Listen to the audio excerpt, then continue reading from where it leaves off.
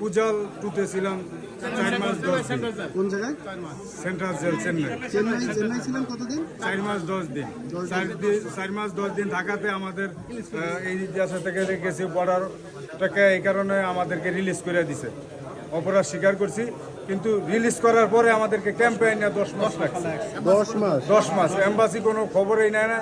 Embassy যাও দু একজনের কাগজপাতি করছে টাকার মাধ্যমে, যার টাকা দিতে পারছে তার কাজ করছে, যার টাকা না দিছে তার কাজ করে না। মানে এমবাসি টাকা না দিলে তার দিকে কাজ করে না। আপনি তাহলে কাজের জন্য গেছিলেন মূলত?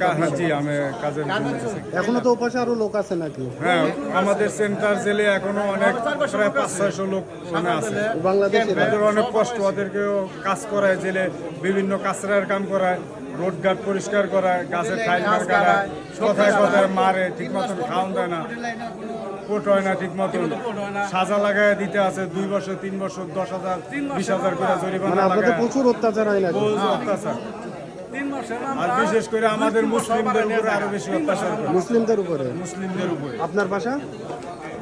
আমার দেশের বাড়ি বরিশাল। বরিশাল। আপনার? টাঙ্গাইল। ভাই? পাবনা। মুসলিম দেখতে পারে না, চলে গেছে, এটা অনেক বড় কষ্ট। ভাইয়ের বাসা? ভাই আমার বাসা মিরপুর 12-তে। ভালোতে। তো আপনি 2 বছর এইভাবে ছিলেন?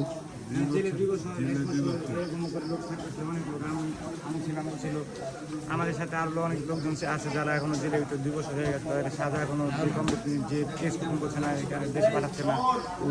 অনেক লোক আছে, প্রায় 200-300 লোক আছে, তাদের কাউকে বলার কিছু নেই যে মা বাবা ভাই বোন আত্মীয় স্বজনের কাছে যাবে বলতে না। কেস দিয়ে ওদের জেলে 2 বছরে সাজা দিচ্ছে, 3 বছর সাজা দিচ্ছে, আপনারা এইভাবে কেস চালাচ্ছে না, ক্যাম্পে রেখে দিচ্ছে, বেল নিচ্ছে, বেরোনোর জন্য ওদের বের নেওয়ার পরে ক্যাম্পে রেখে দিচ্ছে। কোনো গভর্নমেন্ট এরকম কাজ করছে না। আমাদের এম্বাসি 1 বছর পরে একবার যায় দেখার জন্য, দেখার পরে কাজ করে। আমরা যেমন 10 মাস আমার কেস খতম হয়ে গেছে, আমি জেল খারাপ পরে 10 মাস পরে আমি এখন এই বাড়ি ফিরতেছি। এই 10 মাস আমাদের এম্বাসি কোনো কাজ করে না আমাদের।